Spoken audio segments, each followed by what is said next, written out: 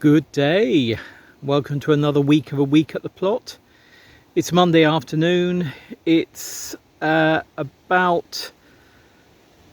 temperature gauge says it's 42 degrees in the sun, and I'm sure it is. I think it's about 32 or 33 degrees. There is quite a breeze. I just lift you up a bit. You can see there's quite a breeze over there. I'd asked a few people to water over the weekend, and I know that two of them had a bit of difficulty. So we're back from a few days away, and I'm down here, and yes, everything needs a good water. Sorry about my shadow. Let's go over here. I did say to people to pick courgettes. You can see large one there. Very large green one there. That's almost a marrow now. That's well over a foot. Another large one in there. So yeah, and looking around, there are other things that look quite tired. Fortunately, I can see that my squash here amidst the sunflowers have been watered, so that's great. But if I look at the I was going to say spinach, what do you call it, beetroot. These beetroot are definitely looking a bit worse for wear as well. This squash bed is looking fine. So many bumblebees in particular on this lavender and this lavender that when I cross here I need to be careful, make sure there's no bees as I do that. I don't think these courgettes have had any water, so I do need to water those. And then the lettuce that we put in last week, sorry if I'm spinning around a bit, this definitely needs a water. And something else I noticed, which is nothing to do with watering, but is another one of those things that has suddenly cropped up this year. If I come up here, there's a lot of tidying to do, I do know that.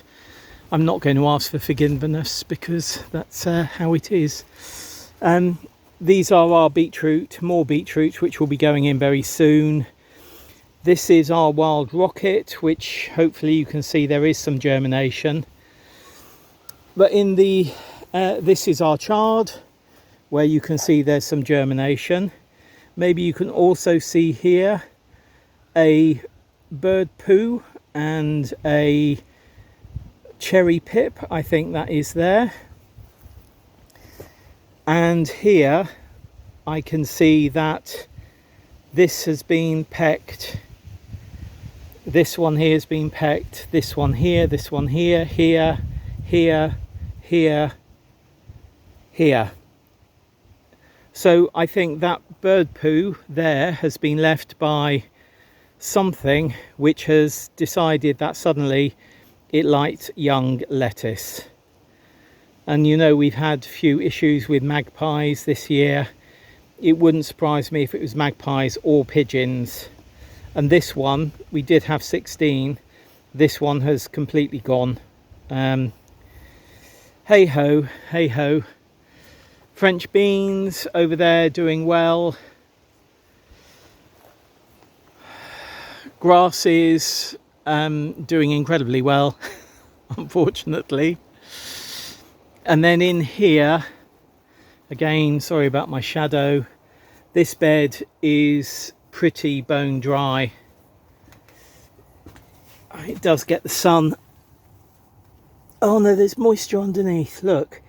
There is moisture underneath, but these, you can see these newly planted lettuce need a really good water. In fact, the basil do as well. So I'm going to get on and do that. The rocket, I am taking the flowers as they grow, like This, can you see there's flowers coming there? I'm taking that off. There's another one there, I'm not sure if you can see. Taking that off to prolong the longevity of that rocket. Coming up here, it looks as though we do have one bit of germination of bulb fennel. One. I did think this seed might not be viable, and yeah, it looks as though it may not be. I did put quite a bit of water in these, I mean this tray, before I went away, and it's certainly still moist, that. And these are the cuttings we took last week. Look at the roots on those. So actually I'm going to pot those on now into individual pots. I did take some further cuttings, which I did put straight into pots last week, because when I came to look at the tomatoes later in the week, there were 3 big side shoots, and I thought, yep, I'm going to take those as cuttings, and I did. Boy, it is hot, hot, hot.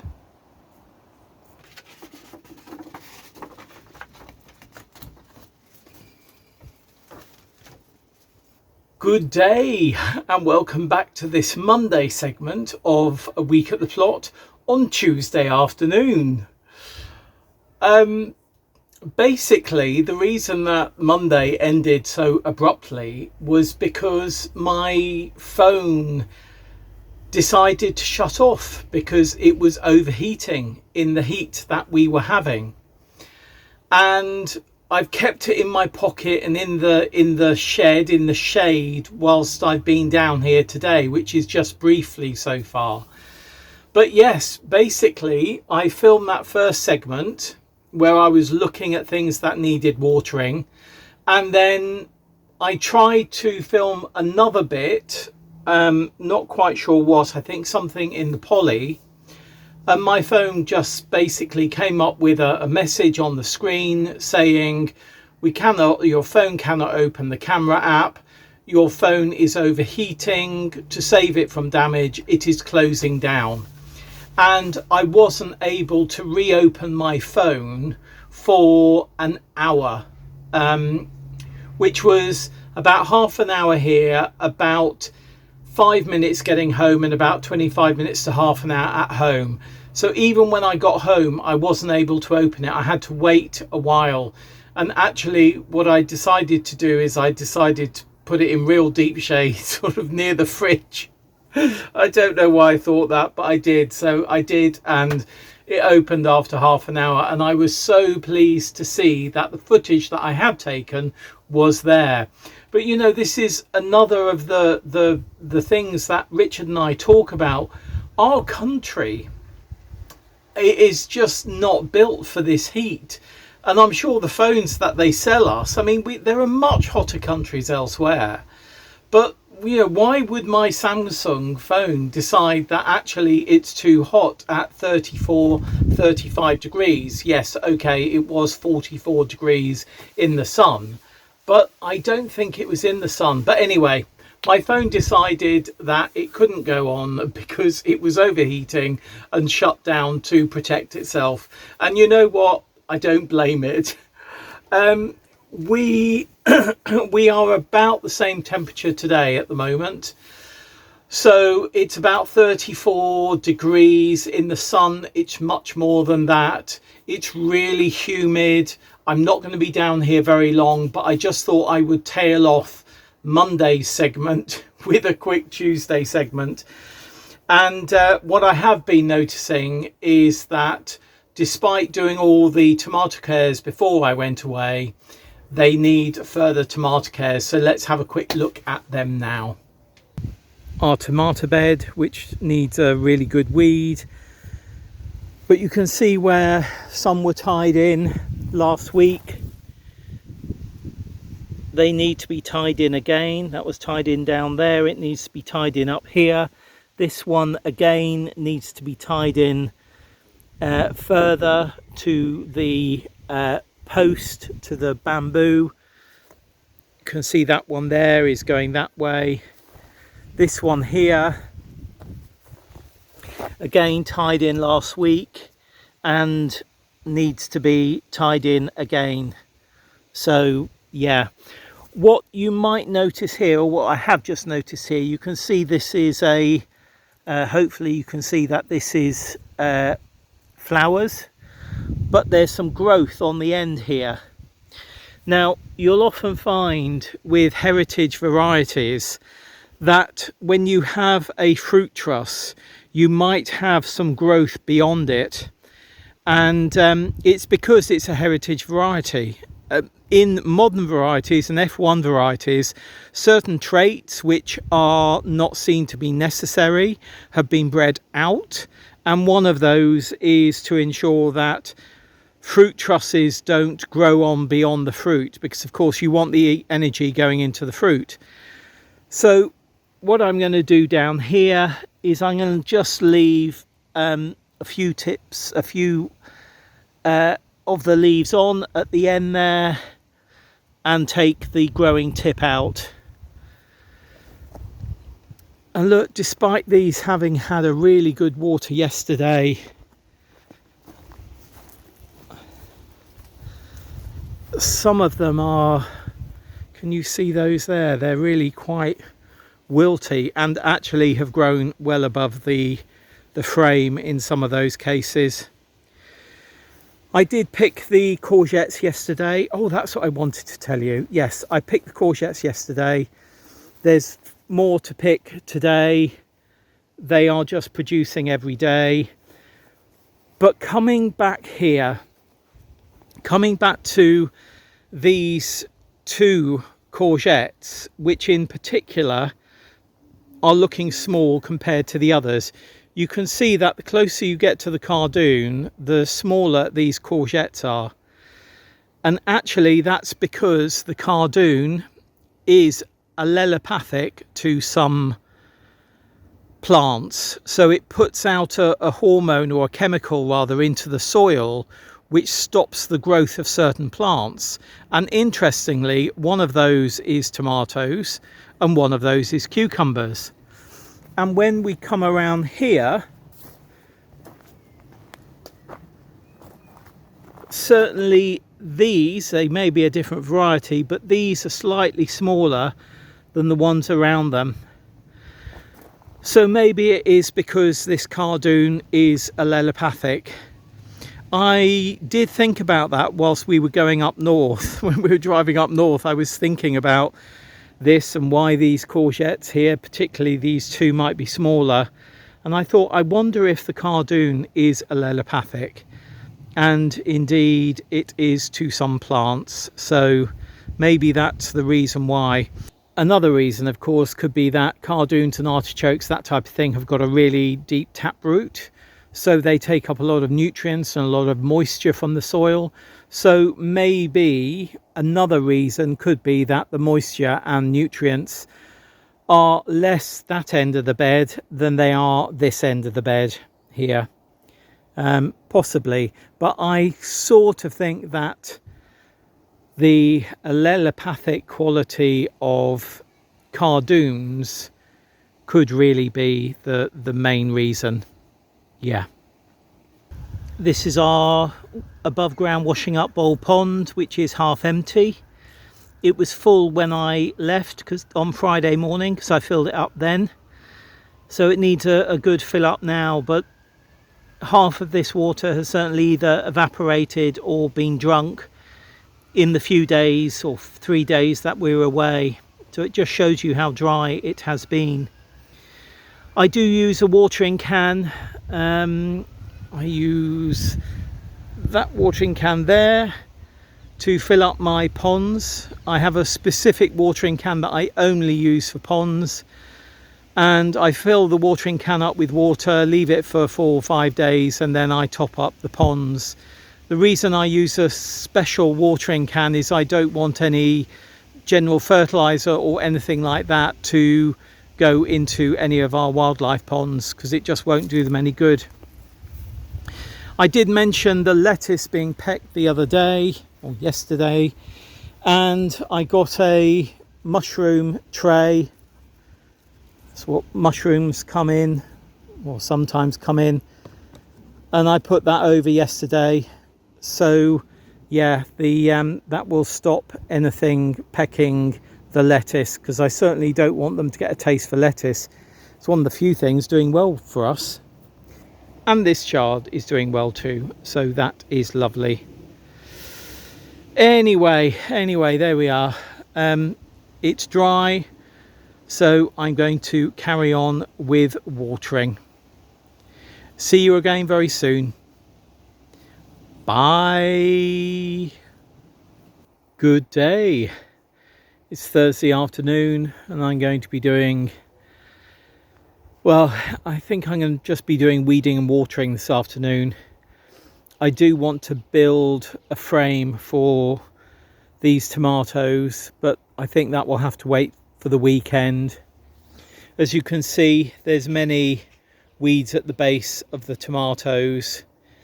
The bigger ones I'm going to weed out today, leave the smaller ones for another day. And if we come over to the squash bed, there's quite a few weeds or plants in here that I don't want. I can see some foxgloves in there and various other things, so I'll give that a good weed as well, and also take the cinquefoil that's there. I'll pull as much out of that as I can. And then I've been looking at our brassica bed, which really is a complete waste of time so far for me this year. And sometimes you need to decide when to cut your losses, and I'm going to do that today with these brassicas. I've put kohlrabi that I was given, in fact we'll look at them here, kohlrabi I was given in, they've all been pecked to death, and various other brassicas that I've put in have been pecked to death. Here we've got beetroot, which are doing fine. If we go in, you can can you see they're beginning to swell now, so we'll be harvesting those I think within about a fortnight. I've got other brassicas, other beetroot rather, that I'd like to go in, so yeah, I'm going to make more room in this bed for further beetroot to go in, and then I'll do some further beetroot seedlings, sowings as well. The perennial kale, which is this one here and the one over here, I'll leave those in for the time being, but even they have been really pecked by pigeons this year. I have taken cuttings from that perennial kale, which I think I'm also going to say goodbye to relatively soon, and the cuttings of that perennial kale are doing fine, so I think they will come into this bed and then be netted at some point. Certainly for the time being, I could put a tunnel net over these down the middle. I might even move the ones that we've got in, but anyway, I can think about that once I've cleared this bed. But first off, I'm going to get on and weed this bed. Sorry, I don't think that's in the center. I'm going to get on and weed this bed. Look at the bumbles. You see all the bumblebees on here? There must be 30 or 40 bumblebees over the two of these. A couple of butterflies as well, one moth, but not a single honeybee. And I was saying this on our WhatsApp group, and one of our beekeepers said, oh, there's lots of honeybees. Now the beekeepers are right on the lower end, so as far away from me as you could possibly be virtually, and I think I might send them a video. In fact, over here, this is what honeybees love. This is the marjoram that is going to flower, and look, can you see there?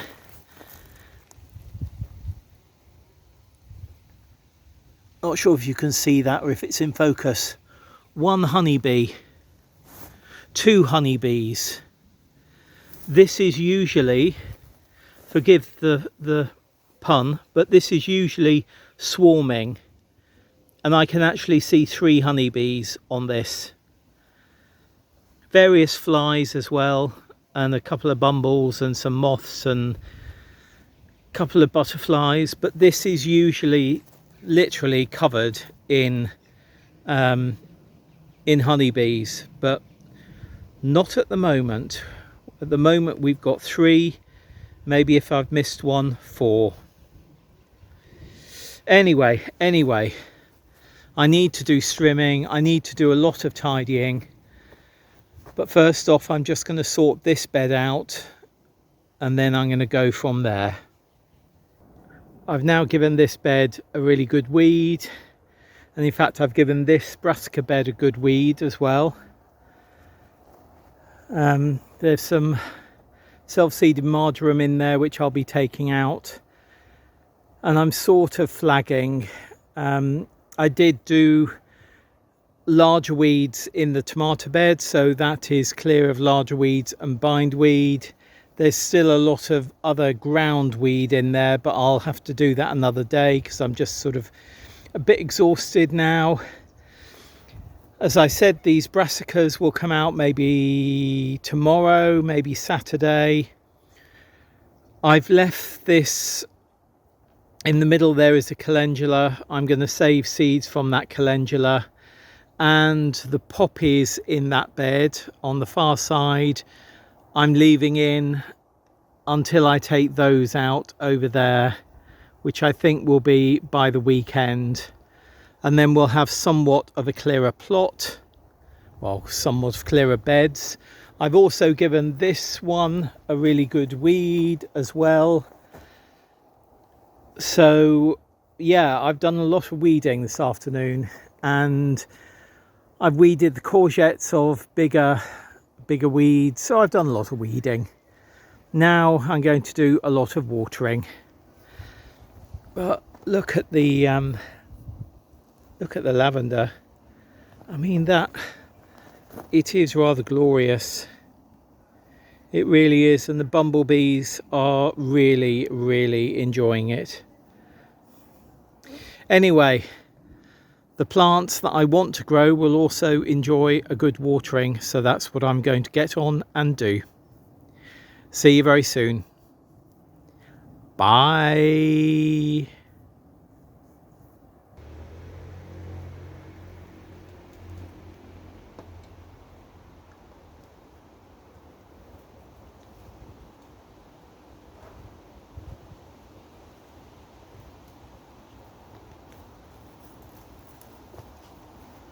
Good day. It's Saturday afternoon and it's a slightly grey day. It's drizzling at the moment, but I need to get our beetroot in, this sowing of beetroot.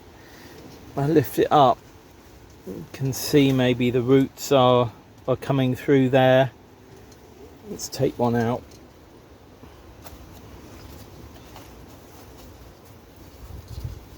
Yeah, look, they need to go in. In fact, you can most probably see, can you see here, starting to bulk up a little. So what's there, 1 2 3 4 5 in that one, I think. And where's sort of, I was going to say where's less roots, but I think it's that one, isn't it? Yeah, they all need to go in. They're going to go in where I took out brassicas yesterday. So let's just swing back 24 hours to then, and we'll have a look at me quickly taking out those brassicas, because they weren't going to do anything, and it's best that something goes into that bed that is going to give us a decent harvest. Fingers crossed.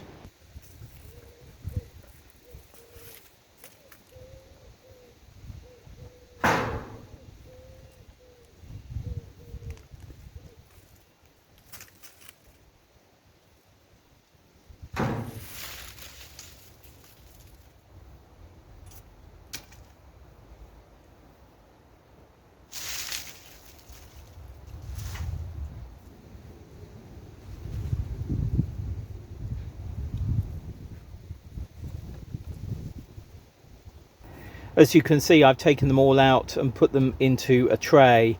I find it easier for me to do this and to carry this tray and move this tray along the ground than it is for the modular tray. Marginally, but I prefer doing it this way. It also gives me the opportunity to see every one of these and see if there's any that need possibly a water before they go in. And this one here certainly does. So what I'm going to do is I'm going to pop this one into a tub without holes and give it a really good water. You can most probably see the difference in colour. There are a couple here, I think there's one over here which is pretty wet. You can see the difference in colour maybe between that one there and this one here. They're all nicely containing themselves, oh, it's a weed there, nicely containing themselves in the modules, i.e. the root ball is nice. What I will do, so there's not, what I mean is there's no compost falling out, which is great. What I will do is just open these up a bit like that when I plant them into a hole. Yeah, so this one into a pot without a hole, I'm going to give it a water, the rest can go straight in, and then once all the rest are in, that one will be fine to go in. This one is the one with the label, and I'm wondering whether the label had wicked somehow the moisture away. Don't know, but interesting thought. Anyway, that one's going to have a really good water. It's a bit breezy out here, but hopefully you can see I've got those beetroot in there. I've put a sort of another 4 in here. We've got quite a lot of chard to come to go in. I thought I would put it down the long edges on the other side, and then in the middle, forgetting these verbascum, we've got 2 Taunton Dean kale, perennial kale, and I've got another 1, 2, 3, 4, 5 or 6 to go in. So I thought I would put them down the centre from this verbascum onwards, and then I would net them to keep them away from birds. Yeah, that's what I'm going to do. But of course first I'm going to have to give these a really good water, which I will do very, very shortly. I have just given the beetroot that I've put in a really, really good water. In fact, 2 good waters. I've watered all the other beetroot that are growing really well as well. I was saying to Richard, I think we'll start harvesting them maybe next week, or more likely the week after. I'll be sowing some more beetroot relatively soon, and also looking at other things that I might be sowing. And before I go, which will be in about half an hour, I will give that whole stretch of beetroot, both the ones I've just planted and the ones that are growing, another really good water, particularly the ones I've just put in. That bed, I mentioned on Sunday chat that one of our beds is really dry deep down, and it's that brassica bed. Despite me having watered the brassicas, in areas that bed is really dry, and particularly along those edges where I put in the beetroot. So yeah, there we are.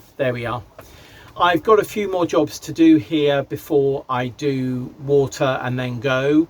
Bit of tidying. I also have a leaf of a oh dear, I've forgotten what it's called.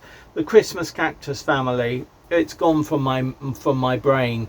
A leaf that I took from Auntie Mo's white one. She has a white Christmas cactus, so it's actually a summer cactus because it's flowering now. So I took a leaf and I'm going to pot that up because I want that to root because it was so lovely. So fingers crossed on that. The one that I took a couple of months ago, a good couple of months ago, I think maybe even around New Year or something, January, February maybe, that's growing really well at home as well. So I'm pleased about that. I'm just waffling now. I think I'm just waffling. Yeah. What will we be doing next week? I'll be showing you our dwarf beans. They're doing okay. Going to be doing a little bit more sowing to fill in some gaps where things have been eaten. I must do a really good strim down here. Despite the ground being so dry, there's still grasses growing. I need to get that down and under control. There's weeding to do in general beds. Yeah, there's various things to do. We need to get the lettuce in that I think I was talking about earlier this week. It feels a very long week. We need to get lettuce in next week. Where that's going to go, I'm not quite sure yet.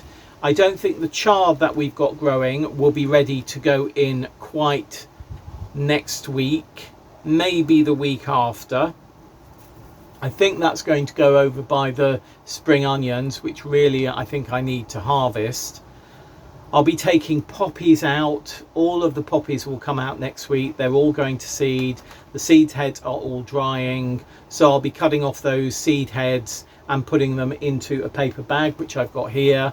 I mean, Amazon, sometimes if there's an Amazon delivery, it comes in a big paper bag, and I keep those because they're really good to save seeds with, because they're paper. So you don't want to save seeds in plastic because it can get very sweaty. Once everything is really dry, then you can put it into plastic container, put it in the fridge to add longevity to your seed. But yeah, anyway, waffle. Whatever is happening in your garden, your growing space or your allotment, I hope things are going well for you.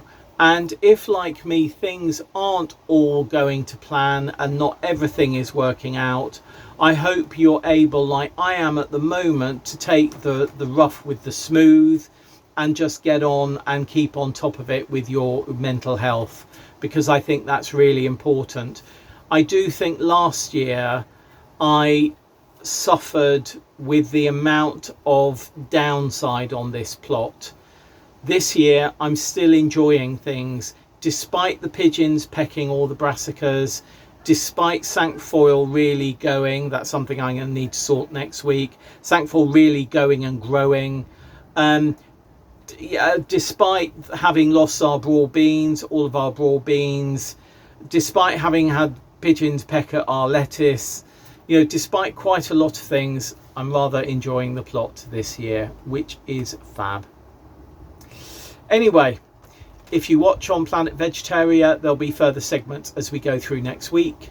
And if you watch on YouTube, there'll be another full upload in a week's time. A little interruption. One of my plot neighbours just poked their head around the corner. It scared the bejesus out of me.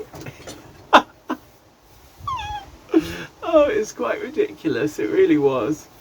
I didn't hear them. That's the thing. I didn't hear them. It is quite breezy, and I didn't hear them. Yeah. Anyway, where was I? I was saying goodbye. That's what I was saying goodbye.